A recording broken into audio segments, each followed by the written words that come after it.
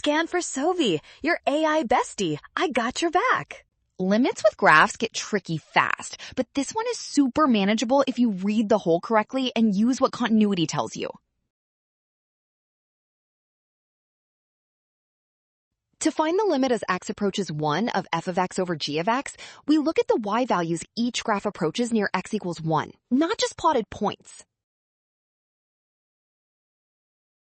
From the graph of f, use the removable discontinuity correctly. The whole means f may not equal its limit there, but the approaching value still controls the numerator.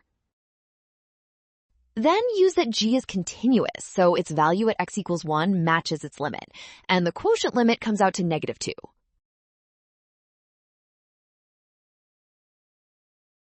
Well done!